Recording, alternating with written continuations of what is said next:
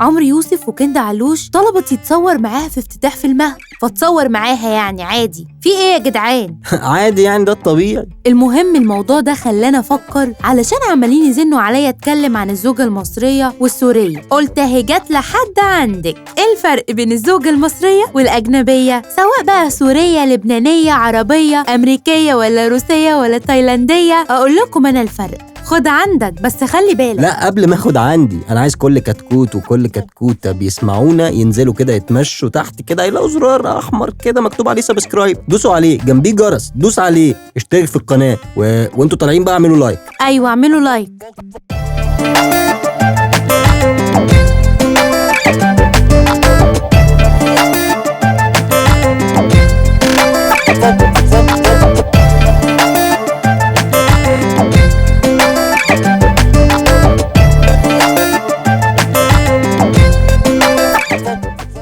بص بقى يا سيدي، مفيش تعميم، بس خلي بالك كل بلد وكل جنس فيه وفيه. طبعا فيه وفيه. انت هتتكلمي عن اللبناني ولا ما جبتيش؟ انت ما جبتيش سيرة اللبناني ليه؟ لبناني؟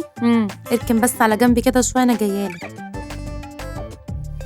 السهوكه، كينونة الراجل عاوز اللي يضحك عليه، يدلعه، يهشتكه. القلب يا ناس اشتكى، محتاجة اشتكى. يا اخويا، ويحسسه بالطفل المراهق اللي جواه، وبقوة الراجل العاقل، قوة عضلات وقوة تحمل وقوة تفكير. هو ده الكلام. تيجي بقى الست من دول العقلة الكاملة الناصحة، ام 10 تلسنة في بعض، تديله رقة ومسكنة وسهواكة، يتمزج، شايف انه سندها، هتعيش ازاي من غيره وشايل مسؤوليتها على كتفه. أما المصرية يا عيني، أيوة أنا منحازة، بيصعب عليها تعبه، فتشيل عنه هم العيال وهم المذاكرة وهم المشتريات وهم المجاملات، وتنسى روحها، فيشيلها أكتر وأكتر وأكتر لحد ما يطلع ليها عضلات وشنب، ويقوم يجي يقولك أصلها مش مهتمية بيا. إيه؟ نعم بجد؟ لا والله. طبعا الأجنبية تكسب.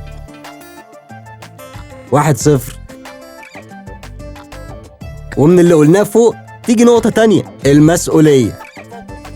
لو الأجنبية بتشتغل بتعمل نظام مين يعمل إيه في البيت، وهو عليه دور في البيت زيه وزيها، مش عشان ملزمة. لا يا حبيبتي، ده عشان العدل والمليان يكب على الفاضي. بس واضح طبعا الست المصرية شايلة مسؤولية جبال فوق كتافها، بس للأسف جزء من المسؤولية عزيزتي المصرية اهتمامك بنفسك لنفسك. ما تشيليش فوق طاقتك عشان خاطر حد، ولا حتى عشان ولادك وجوزك. أيوة، اتعلمي من زميلتك الأجنبية. 1-1 يا ستات، عاش. بس خفي على روحك شوية، انت مالك متعصبة كده؟ بذمتك دي مش حاجة تعصب، الدلع والهشتكة. القلب يا ناس اشتكى، محتاجة هشتكى. طبعا سواء دي ولا دي، مين ما يحبش الدلع؟ بس العقلة اللي منظمة نفسها عندها وقت لروحها، كوافير وجيم وخروج مي تايم، وعليك انك تساعدني استريح، علشان ده مردوده راجع للبيت كله. المصرية مش لاحقة تحط كريم على وشها وبتنام قتيلة. تدلع مين يابا؟ مش اما هي تدلع تبقى تدلعك. فكده نقطة ضد الراجل المصري اللي متجوز أجنبية، هيعملها غير ما هيعمل المصرية. هو انتوا بتحسوا بنفسكوا علينا وتجيبوا واطي مع الأجانب؟ ليه يا معلم؟ مفيش الكلام ده. انت عارفة ان كلمتي مش ممكن تنزل الأرض أبدا. حنفي خلاص هتنزل المرات. ماشي، 2-1 للأجنبية. المطبخ، يا سلام على صينية الرقاق ولا طاجن الحمام بالفريك من ايد ست مصرية، ايد ست الكل. وتقف المصرية من الألف لحد كوباية الشاي، لا تكل ولا تمل ولا يرتاح لها بال لحد لما تشوف نظرتك بالرضا وتطبلك على كرشك العظيم.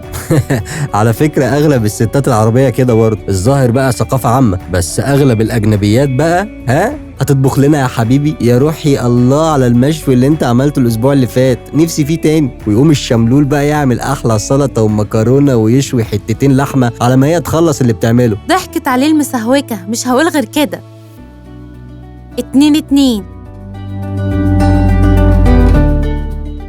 هات فلوس. هنا سأسكت كثيراً احتراما وتقديرا لهذا الجميل. رغم إن الاتنين وكل ستات العالم بيطالبوا بالمساواة، إلا إنهم في الحتة دي لأ. اصرف يا حبيبي ما في الجيب يأتيك ما في الغيب. وفي نفس الوقت القرش الأخضر يجيلك في الوقت الأصفر. ويجي الفرعون العظيم يغدق من ناحية ويقتر من ناحية. ويا سلام بقى لو متجوز 2، واحدة من كل فريق، تتفرجوا على أحلى ماتش نفاق عالمي. يا ابن بلدي ليه بتستخسر في المصرية وأم العيال، خاصة لو بتطلقوا لا قدر الله، مع العلم إنك لو طلقت أجنبية ولا أمريكية هتملطك وكله بالقانون. ليه؟ ليه؟ خليك في المصرية اللي شايلاك على دماغها، ولو إنك تستاهل اللي هيجرالك من الأجنبية. عالم تخاف ما تختشيش. استهدي بالله يا حاج، المصرية تكسب طبعا عشان الحنية والطيبة والأرض الأصيلة. فاهماك وفاهمة طباعك وشايلة عنك كتير، وفاهمة نكتك البايخة قبل الحلوة، ومعاصرة معاك الأفلام والمسرحيات، وبتقلش معاك مش مستنية كتالوج. 3-2 لستات أم الدنيا. احنا النهاردة صوتنا كان للمصرية طبعا، ويا ترى انت صوتك لمين؟ الحلقة الجاية بقى نقارن الزوج المصري بالأجنبي عشان ما نظلمش حد. هيظهر دلوقتي على شاشة 2 من أكتر الماتشات إثارة. انجوي!